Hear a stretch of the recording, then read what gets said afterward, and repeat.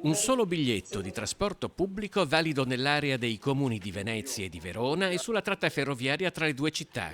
Da oggi esiste. Il Venezia-Verona Daily Pass costa 39,50 €, vale 24 ore e soprattutto è il primo esempio di biglietto unico integrato per il trasporto pubblico locale. Il biglietto unico è sempre stata una delle grandi partite che il Presidente Zaia voleva che attuassimo, e finalmente siamo arrivati a qualcosa di concreto, perché parlare di biglietto unico è semplice, realizzarlo è difficile, perché vuol dire mettere insieme aziende, mettere insieme software, mettere insieme anche normative diverse tra le diverse modalità di trasporto. Venezia e Verona non sono solo i due comuni più popolati del Veneto, ma anche le due città che da sole valgono l'80% del turismo in Veneto, già di suo la regione col maggior numero di presenze in Italia. È una sperimentazione, verrà allargata sicuramente a tutto il Veneto, dopo che abbiamo un po' verificato tutte le cose da mettere a posto, e poi c'è l'ulteriore questione che è legata al contributo d'accesso per entrare a Venezia, per dividere i flussi del centro storico.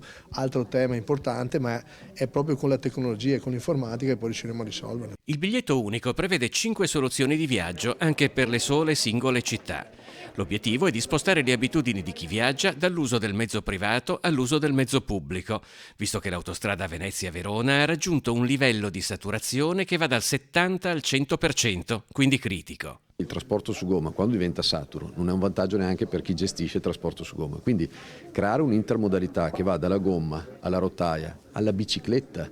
Abbiamo centinaia di chilometri di piste ciclabili che interconnettono i nostri territori, che sono bellissime da fare in bicicletta, e in quella direzione va anche ovviamente la metropolitana in superficie. Il progetto durerà inizialmente 6 mesi, nel corso dei quali studiarne gli sviluppi. Nel futuro c'è già la volontà della Regione di aggiungere altre province, con l'obiettivo finale di una soluzione regionale.